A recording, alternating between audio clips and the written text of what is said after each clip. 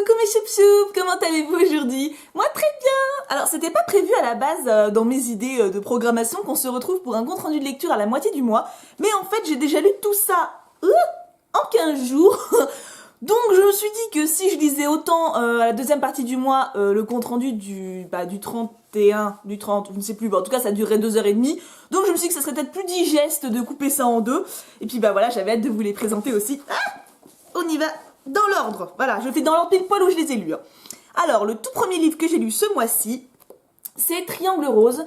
C'est une bande dessinée, et comme vous pouvez vous en douter, sur la Seconde Guerre mondiale, sur les homosexuels pendant la Seconde Guerre mondiale, pour être précis, je vous montre un peu le style de dessin, qui est très joli d'ailleurs.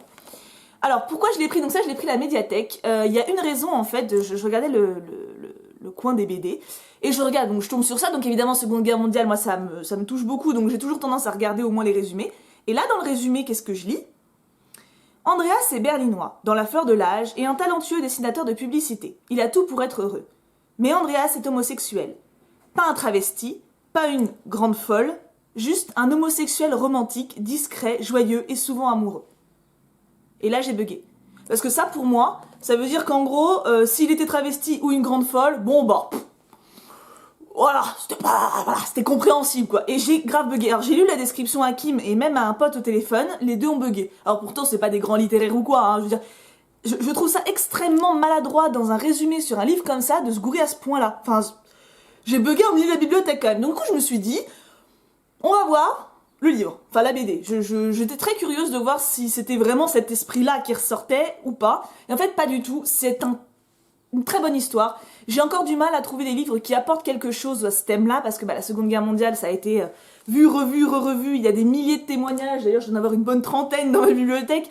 Voilà, c'est assez difficile de se démarquer. Les homosexuels, il n'y en a pas tant que ça, il n'y a pas beaucoup de témoignages à lire là-dessus.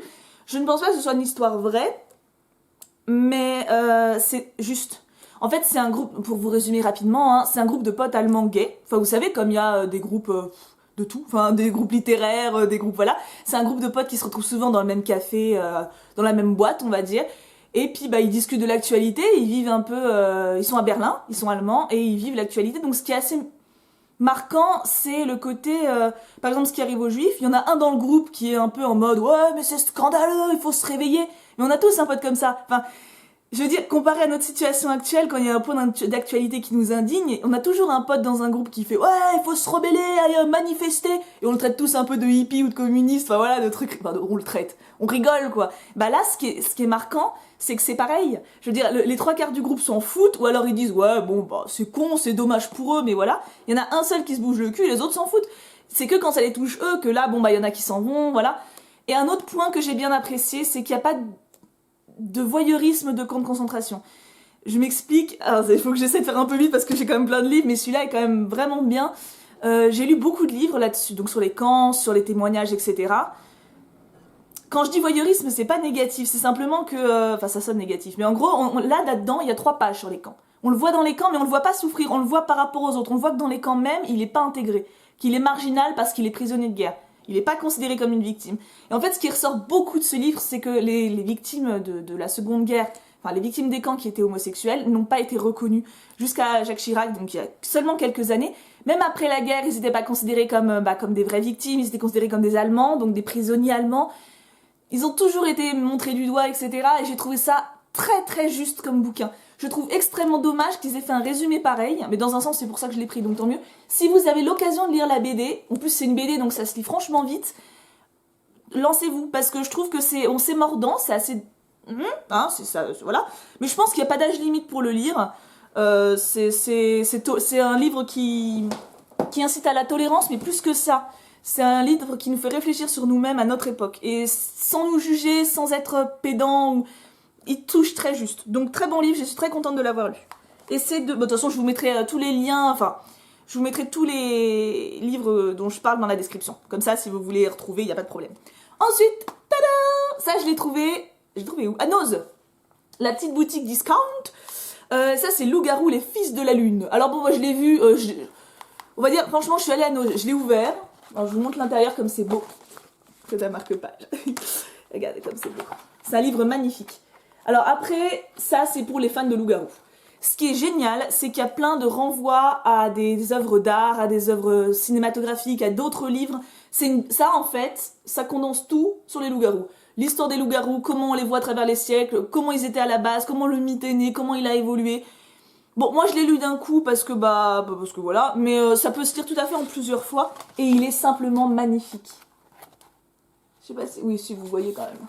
Il se lit, du coup, comme c'est, en fait, c'est, vous savez, quand on lit normalement un livre documentaire ou un livre un peu présentation comme ça, on a tendance à vite être lassé, à être gavé, vous savez, de trop d'explications, de trop de documentation.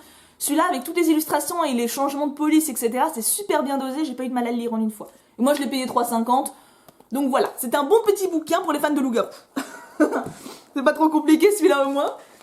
Attendez, j'enlève le marque-page.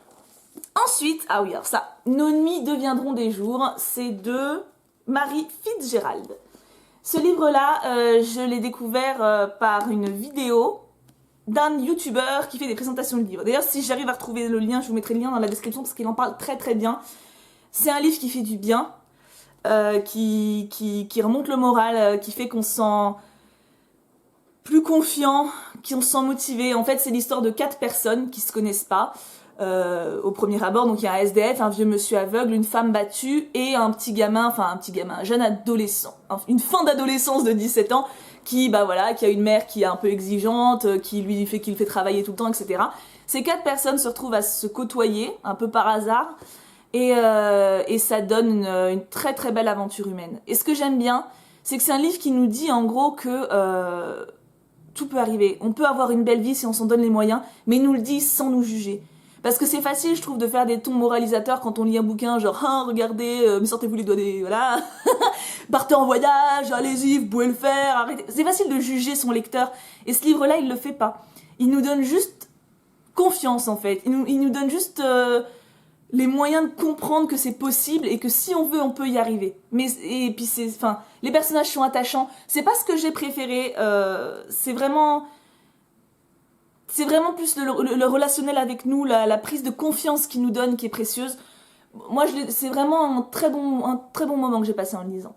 Il a été un peu long parce qu'en fait, l'histoire, en gros, donc c'est que les 4, en gros, se rencontrent et après, ils partent en voyage. Pour essayer d'oublier, justement, tout ce qui va pas laisser les problèmes derrière eux. Et le voyage, c'est le dernier tiers du livre. C'est dommage. C'est dommage parce que j'aurais voulu qu'il dure plus, parce que c'est là où les personnages commencent à se rendre compte que c'est possible. Et cette sensation, elle est tellement agréable à lire, et tellement agréable qu'on veut se l'approprier, et en que quelques pages, c'est dur et c'est frustrant. Donc ça me manque un peu plus de côté... On les voit beaucoup dans leurs problèmes, en fait, et on les voit pas assez dans leur côté heureux. C'est mon côté Disney, peut-être, mais je regrette un peu ça. Mais si vous avez l'occasion de le lire, c'est un très très bon moment qu'on passe, et donc je vous le conseille. Celui-là, je vous le conseille. Ah oui, alors celui-là, je l'avais lu avant, donc du coup, j'ai interverti. C'est pour ça que j'ai pris Nos nuits deviendront des jours après avoir lu ça, parce que ça, c'est angoissant. Oh mon Dieu, j'étais pas bien. Voilà, j'étais pas bien. Bird Box, donc de Josh Malerman, c'est un livre super prenant, mais vraiment super prenant. En gros, c'est l'histoire, c'est notre monde, et il y a une espèce de maladie, ou une malédiction, ou des extraterrestres, enfin on sait pas, mais en gros, dès qu'on voit la lumière du jour, donc genre là, vous voyez, le reflet sur mes lunettes, ça peut suffire, on devient dingue. On se tue, on tue les autres, enfin voilà, on virille totalement. Et puis du coup, les gens sont coincés chez eux, ils mettent des foulards s'ils veulent sortir, mais ils sortent plus, parce que voilà, ils ont la trouille, voilà. Donc, c'est donc l'histoire, en fait, on suit, c'est Mallory, il me semble. Je crois que c'est Mallory. Oui, c'est ça, Mallory avec ses 2 enfants. Et on suit donc son passé, comment elle s'est retrouvée dans cette maison-là particulièrement, pourquoi toute seule, etc. Et en parallèle, on suit ses efforts pour s'enfuir de cette baraque et essayer de retrouver des gens. Donc c'est... en fait, j'ai été assez surprise parce que quand je le lisais, je me disais, ouais, bon, ça va, c'est pas flippant. Puis à un moment, mon chat, il a gratté à la porte et j'ai fait genre... Ah. Donc je me suis dit qu'en fait, c'était peut-être plus flippant que je ne pensais. Et bon, pour ceux qui aiment ce genre d'histoire, c'est très bien écrit. C'est pas mon coup de cœur de l'année, mais j'ai passé un très bon moment, c'est une intrigue super intéressante. Après, il y a beaucoup de questions sans réponse, on comprend pas tout, mais c'est pas très grave. C'est pas très grave parce qu'on vit le moment avec l'héroïne, en fait. On vit vraiment les intrigues. J'étais beaucoup plus dans le passé que par contre dans le présent, parce que donc dans le passé, elle raconte comment elle s'est retrouvée dans cette maison, les contacts qu'elle a eus, les amis qu'elle a eus, pourquoi ils sont plus là, ça c'était génial. Par contre, la partie où elle essaie de s'enfuir avec ses gosses, ça me coupait, moi, en fait. J'étais à fond dans le truc, genre, ah, pourquoi elle est avec lui, pourquoi il se barre, qu'est-ce que... Ah, puis, ça y est, ils sont dans leur truc, ils s'enfuient. En gros, c'est un chapitre. Et la partie où ils s'enfuient, C'est un peu le truc qui fait que je suis pas 100 millions de fois fan, mais rien que pour l'intrigue qui est super originale et vraiment vraiment bien traitée, je vous le conseille. Je vous le conseille. Bon après voilà, si vous êtes trop curieux ou un esprit trop scientifique à vouloir comprendre, ça va vous frustrer. Hein. Je sais que Kuk, je lui ai raconté le résumé, il m'a fait non mais pourquoi ça fait ça? Et ça comment ça s'est fait? Je suis ok. C'est pas pour les ingénieurs. Voilà, donc faut un peu de lâcher prise, mais c'est vraiment une très belle histoire. Enfin très belle. Très bien. Ensuite j'ai lu 6ème colonne. Oui bah alors là je vais passer rapidos. Enfin rapidos. En gros celui-là je l'avais eu vraiment pas cher, je crois à 2 euros, 1 euro. Enfin je sais plus, c'était à la FNAC, je crois que c'était 2 livres achetés, un offert, un truc comme ça. En gros, c'est les États-Unis qui ont été envahis par un groupe asiatique, enfin par un pays asiatique qui n'existe pas, hein, parce que là ils ont dit, alors tous les pays existent, ils parlent des États-Unis, de la France, de l'Europe, de la Norvège, enfin je sais pas quoi, et les groupes qui les envahissent, enfin le pays qui les envahit, c'est les Panasiates. Je me suis pas renseignée, mais je crois pas que ça existe, et il vaut mieux étant donné tous les propos anti-asiatiques qu'il y a dans ce bouquin. Alors je veux dire c'est normal, genre c'est un pays qui est envahi, forcément les mecs qui sont envahis ils sont pas contents, ils sont pas jouasses quoi, donc c'est normal qu'il y ait quelques propos, enfin au bout d'un moment... Parce qu'en fait, en gros, les Panasiates envahissent les États-Unis. Il y a un groupe de 6 scientifiques qui sont planqués dans les montagnes, qui créent une invention de ouf. Genre, en gros, c'est le truc, ça crée la matière, c'est du nucléaire, mais en mieux. On peut créer des armes, on peut créer des objets, on peut créer des maisons. Enfin, voilà. C'est un peu l'arme la plus cheatée qui puisse exister, quoi. C'est un peu, voilà. Et puis, donc, du coup, ils essaient de récupérer le pays. Bah oui, quand même. Et donc, du coup, voilà, les propos... Alors, les Panasiates sont méchants, hein. Ils créent des camps de concentration. C'est original. Non. J'ai du mal en fait. Ça se passe, il y a pas de date, mais ça se passe dans longtemps par rapport à nous quand même. On va dire qu'il y a peut-être 200 ans, et encore je suis gentille. Pourquoi ça revient toujours aux nazis? Il y a plein de clins d'œil aux nazis là-dedans, enfin de clins d'œil, d'allusions. Il y en a un qui dit oh pendant la Seconde Guerre mondiale en 39. Non mais mec, ça se passe dans 300 ans. Je sais que pour nous c'est un impact de dingue, que l'on en parle énormément, mais il y a un moment quand tu fais une histoire dans le futur, invente autre chose. Ça m'agace ce côté-là. Donc bref, voilà, c'est un livre, il se lit bien. Il y a beaucoup de côtés scientifiques pour le coup qui m'ont un peu saoulé, genre sur la création de la machine, etc. qui en plus c'est très tiré par les cheveux. Mais côté action, on est servi. En gros, c'est un petit groupe de 6 mecs quand même qui reprennent le pays, donc qui créent une nouvelle religion pour pouvoir aller dans les églises, dans les machins. C'est une idée super intéressante, mais voilà, les 2 points qui m'ont gêné, c'est le côté scientifique cheaté en plus. Donc déjà, on me rabâche des trucs scientifiques, et en plus, pour un truc qui n'existe pas vraiment, donc c'est un peu chiant. Et en plus, le côté, voilà, où du coup, les Asiatiques s'en prennent plein la tronche. Au début, je trouvais ça normal, enfin, les premières pages, je me dis, oui, bon, normal, ils sont envahis. Au bout de, à la fin, il y a 300 pages. Ouais, 300 pages à entendre les bridés, les jaunes. Ouais, ça va, hein, on a compris l'idée, voilà. Donc oui, bon, on passe... C'est à lire pour ceux qui ont peut-être un esprit scientifique curieux et puis pour ceux qui aiment l'action, parce que c'est vrai que ça bouge bien. Mais sinon, voilà. Ensuite, et plus que 2 livres, et je carbure, hein. Alors lui, je l'ai emprunté à la bibliothèque aussi, et je suis trop contente de l'avoir lu. C'est Anno Dracula. Donc en gros, c'est Dracula qui épouse la reine d'Angleterre, qui envahit le pays, et du coup, les vampires, ils sont pump up, il y a des vampires dans la rue, comment ils s'appellent ça? Les sangs, comment ils s'appellent ça? Comment on nous appelle, nous? Les sangs chauds, voilà, c'est pas marqué mais ça m'est revenu. Les sangs chauds, donc c'est les humains, et les vampires sont dans la ville, ils se partagent un peu tout. Et puis c'est vachement intéressant. Enfin, ça c'est le côté que j'ai beaucoup aimé, le côté vie ensemble. Il y a beaucoup de prostituées par exemple qui deviennent vampires, forcément comme ça elles risquent plus de choper de maladies, etc. Enfin, il y a un côté très intéressant de la vie pauvre et de la vie riche comparé à la vie des vampires. Maintenant, il y a des trucs qui m'ont gêné. Déjà Dracula, on le voit au dernier chapitre. Ensuite, Dracula a des idées stupides. Enfin, je veux dire, en fait, ça reprend la fin du film, enfin du livre de Dracula de Bram Stoker en changeant des petits détails. Bon, Dracula n'est pas mort, enfin voilà, il y a des petits points. Hein. Et il y a énormément de clins d'œil littéraires, cinématographiques. On parle de Sherlock Holmes, on parle de plein de mecs. Ça, c'était super. Mais mon Dieu, qu'est-ce que vous avez fait à Dracula? Pourquoi? Genre, à un moment, pareil, il y a plein de clins d'œil à la Seconde Guerre. J'ai pas compris. Ça, c'est... À un moment, par exemple, Dracula veut tuer les homosexuels. Pourquoi? Mais pourquoi? C'est un vampire, il s'en fout. Un vampire, c'est connu pour baiser avec tout le monde, ça s'en fout, c'est un peu le mythe, c'est un peu le côté qui fait fantasmer. Et je veux dire, Dracula, ça passe quand même du conte. Dracula, il s'en fout des mecs. D'ailleurs, il le bécote aussi. Comment il s'appelle, le crétin qui va se prémouiller dans son château, là? Je sais plus. Le mec de Mina, vous voyez? Je veux dire, Dracula n'a rien contre les hommes. Et là, il fait preuve d'homophobie. Enfin, genre, il passe un décret comme quoi les homosexuels, maintenant, ils doivent être empalés. Oui, parce que Dracula, il empale, hein, voilà. Et donc du coup, on suit une milice à lui qui va dans les baraques et qui empale les mecs devant leur porte parce qu'ils baisent entre eux. Mais non, mais d'où ça sort? Puis ça dure 10 minutes, hein. J'ai pas compris pourquoi ils ont mis ça au milieu du livre. C'est hors sujet, on n'en parle plus après. C'est quoi? C'est un clin d'œil au fait pour dire que ah ça y est, Dracula c'est un dictateur, du coup il fait comme... Non, c'est... Non, ça j'ai pas aimé du tout. Voilà, il y a des petits trucs comme ça qui m'ont dérangé. Après par contre, en plus les homosexuels ils ont pris cher entre mes lectures. Par contre, c'est vachement... Il y a deux personnages principaux, Geneviève, donc qui est une vampire de plus de 400 ans, donc qui est une des plus anciennes, et Charles, qui est un humain, donc qui se retrouvent à enquêter ensemble. Malheureusement, ça commence un peu tard entre eux, mais leur alchimie est géniale. J'ai adoré ces deux personnages. Pourquoi ils n'apparaissent pas dès le début? En fait, au début, on se dit Geneviève de son côté, Charles de son côté, ils se rejoignent genre à là. Pourquoi? C'était ça qui était bon, quoi. Donc franchement, je pense lire la suite parce qu'il y a plusieurs tomes, il y a 2 tomes, il me semble. Ne serait-ce que pour espérer revoir Charles et Geneviève, parce que en plus j'adore ce prénom. Geneviève, c'est le prénom de ma tante que je n'ai jamais vu, que ma mère déteste. Mais, petite parenthèse, mais j'adore ce prénom. Et ça, c'est le truc gagnant. Donc j'espère que dans le tome 2, comme c'est la suite, on va repartir avec eux deux. Mais honnêtement, si vous aimez Dracula, si vous aimez les vampires, vous pouvez le lire. C'est une lecture très agréable.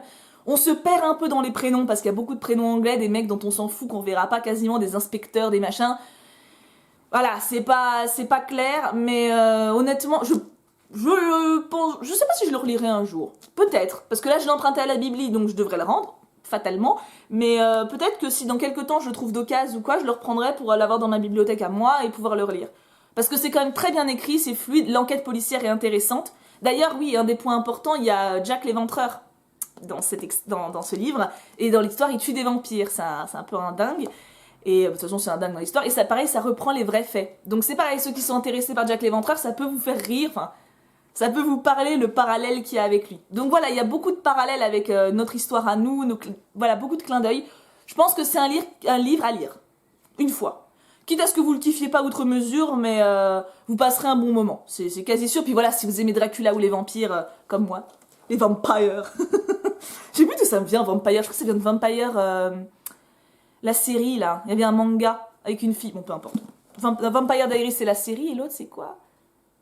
Non, je sais plus. Vous me direz si vous connaissez. Et le dernier livre de ma quinzaine. Vous vous rendez compte, tout ça en 15 jours, quand même. Hein, j'ai After. Alors là, j'arrive pas à parler rapidement des livres aujourd'hui. Hein. Je suis grave partagée. Alors ça, en gros, hein, un chapitre, ça fait quoi? 10 pages? 20 pages? Je vous dis pas de bêtises. Ah bah tiens, nickel. 320, 333. Oui, voilà. Ça fait 10 pages. À chaque chapitre, il y a une scène de cul. Alors, ça peut être du cul, genre un baiser, hein, mais c'est rendu érotique à mort. Donc ça, à la limite, si vous êtes un petit peu en phase... ouais, j'ai pas trop envie en ce moment, ça vous rebat ou ça, ça il va... C'est pour ça, moi, à la limite, j'ai du mal avec ce qu'on appelle un livre d'amour. Non, c'est pas un livre d'amour, c'est un livre de sexe. En gros, l'histoire, c'est une jeune fille qui rentre à la fac, qui est vierge, totalement innocente, toute mignonne, soumise à sa mère, un peu coincée du voilà, et puis qui rencontre un mec rebelle, avec des tatouages, et puis voilà, bah, ils sortent ensemble, et puis voilà. Voilà, alors ça, déjà au début j'ai eu très peur, d'ailleurs j'avais fait un snap pour ceux qui ont Snapchat en disant, j'ai lu la première phrase, je me dis mon dieu, je vais jamais réussir. C'est très cliché, mais les persos sont intéressants, touchants. Bon, il y a des 3 fois où j'ai envie de leur foutre des baffes, hein, mais voilà. Et je trouve que ça réussit quand même à donner une âme au personnage. C'est cliché, c'est vrai, mais c'est pas chiant. Je me suis pas ennuyée, je l'ai lu rapidement, je crois en 2... Oui, il fait 800 pages quand même, hein. Je crois que je l'ai lu en 2-3 jours. 3 jours. Donc, je sais pas trop à qui le conseiller, parce que, en fait, le problème de ça, j'ai pas mal réfléchi à l'idée de vous en parler, parce que le problème que j'ai avec ça, c'est la sexualité qui est dedans. C'est trop. Déjà, c'est trop dans la quantité, mais bon, ça, pourquoi pas. Mais c'est surtout que c'est trop dans l'excès. C'est-à-dire que là, au début, par exemple, la fille, elle frémit dès que le mec lui effleure l'épaule. Ok, bon, tu sors pas encore avec, t'as jamais touché un mec. Puis même, enfin, si on connaît pas la personne, qu'on a un contact, etc., ça peut se faire. Ils sortent ensemble depuis 3 mois, le mec, il lui fait ça, à la limite, elle gémit. Non, parce que le problème que j'ai avec ça, c'est que ça donne une fausse image de la sexualité aux plus jeunes. Ça peut donner un peu comme Disney, dans le côté romantique, ça peut donner une image de ce qui n'existe pas. Je veux dire, si des miss qui ont 16 ans, 15 ans, même 25 ans, qui ont jamais connu de mec, lisent ça et qui se disent « Oh, c'est ça que je veux vivre !» Non, c'est quelque chose, c'est un support à fantasme, ça. Donc si vous avez déjà une sexualité épanouie, si vous avez envie de rêver, de vous faire plaisir, ou si vous avez simplement du recul par rapport à vos lectures, c'est un très bon moment. On s'amuse, on s'attache au perso. Moi, les dernières pages, j'étais... Oh, voilà, alors que voilà, je trouve ça cliché, mais j'étais dedans, quoi. Donc, ok, si vous avez le recul nécessaire, lisez-le, parce que c'est fun, ça pimente un petit peu le quotidien, l'histoire est sympa, les persos sont cool. Mais par contre, si vous êtes... si vous n'avez pas confiance en vous, si vous n'avez pas confiance dans les hommes, si vous avez un peu la mentalité encore fifille, ce qui n'est pas un reproche du tout, faites attention en lisant ce genre de livre. Je trouve ça assez ouf parce que ce livre, tout le monde en parle en mode « Ah, c'est un chef-d'œuvre !» Non, c'est sympa à lire. Mais c'est surtout pourquoi les femmes trouvent que c'est un chef-d'œuvre pour la plupart, c'est que ça apporte ce côté piment sexuellement parlant. C'est pas romantique, c'est pas la romance qui parle là, parce qu'ils arrêtent pas de s'écharper pendant le machin, c'est le côté sexe. Ok, hein, moi je suis d'accord, mais il faut faire attention. C'est un livre. C'est pas vrai, c'est tout. C'est un peu comme un Disney ou un film. Il faut un recul. Donc, si vous avez ce recul, vous pouvez le lire, vous passerez un bon moment. Si vous, bon, honnêtement, je vous dis, les clichés, il y a 2-3 fois où j'ai fait... Mais ça se lit. Ça se lit bien. Bon, après, par contre, alors ils ont 20 ans, ils pourraient avoir 16 ans. Hein. Je pense qu'elle a mis ces personnes à la fac pour que justement les adultes puissent le lire aussi, parce que mentalement c'est une petite fille. Je veux dire, elle est aussi innocente qu'une petite de 16 ans. Et le mec pareil, hein, il fait son rebelle, son machin, il peut très bien avoir 17 ans. C'est pas du tout... voilà, il n'y a pas une maturité qui légitime le fait qu'ils aient 20-22 ans. Non, c'est des jeunes, voilà. C'est des jeunes qui découvrent. C'est peut-être ça aussi qui m'a un peu agacée, c'est que bon, moi le côté vierge qui découvre la vie, j'ai 27 ans, donc il y a un moment, c'est mignon. Enfin, il y a un moment, je dis, attends, cocotte, ça va, calme-toi, c'est bon, il t'a juste touché l'épaule, wouhou.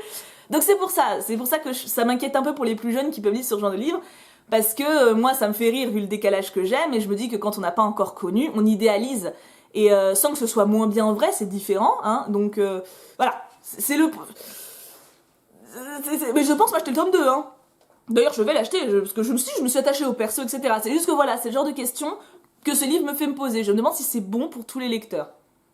C'est une vraie question, c'est une question ouverte. Du coup, j'ai parlé 10 ans. Voilà, j'ai tout dit. Alors, en tout cas, attendez, je reprends mon tas. J'ai disparu. Vous avez vu ma bibliothèque pendant ce temps? Derrière elle, vous avez vu? Hop, une petite Ever After Eye. Donc, en gros, est-ce qu'il y a un livre que je peux absolument vous conseiller en mode coup de cœur absolu? Si on avait un à la limite qui m'a le plus marqué, ça serait celui-là, bizarrement. Et après, pour passer un très bon moment, vous avez... j'ai trop de bouquins. Nos nuits deviendront des jours. Et puis dans un autre registre, Vampire. Et du sexe aussi d'ailleurs. Hein. Pas trop, mais évidemment de toute façon quand il y a des vampires... C'est ça le truc en fait, c'est que là ils mettent vachement en avant, genre toutes les prostituées sont des vampires, tous les vampires baissent partout, etc. Par contre les mecs non. Ouh là là, les mecs sacro-saints. Non mais attendez, mais on sort... Enfin, puis Dracula, enfin, justement, l'homosexualité à la base, c'est rejeté par les religions. Dracula, la religion, normalement, ça marche pas, quoi. En plus, ils en parlent du fait que les crucifix, tout ça, il aime pas, donc... Oui, voilà. Et After, donc si vous voulez un petit moment qui vous libère l'esprit, on va dire, hein. Puis les autres sens aussi. C'est pas up après, hein, voilà. Bon, c'est important, hein, il en faut des livres comme ça. D'ailleurs, je me suis pris, vous avez dû voir dans la vidéo d'hier, je me suis pris 50 nuances de Grey. Envie de grenier à 1 € chacun, hein, pour ceux qui n'ont pas vu, donc ça va, je me suis pas ruinée. J'ai peur un peu, hein, parce que j'ai vu le film à un moment à l'hôtel, quand je dormais, je sais plus où, à Lyon avec Cux, on était tombé dessus en libre service, donc on l'a regardé. Si c'est du même niveau, je vais préférer celui-là, hein.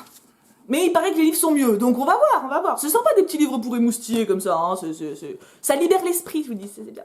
Donc en tout cas, voilà, je vous noterai toutes les références, bien sûr, dans la description, avec les auteurs, etc., etc.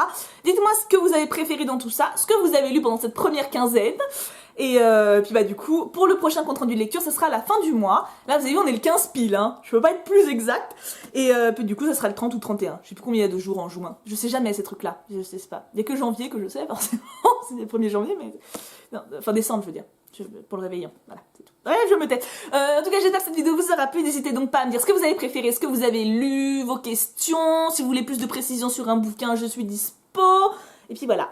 Je vous fais d'énormes bisous. Je vous aime extrêmement fort. On se retrouve demain matin pour une vidéo courrier. Je vous aime grave. Mouah. Gros bisous et...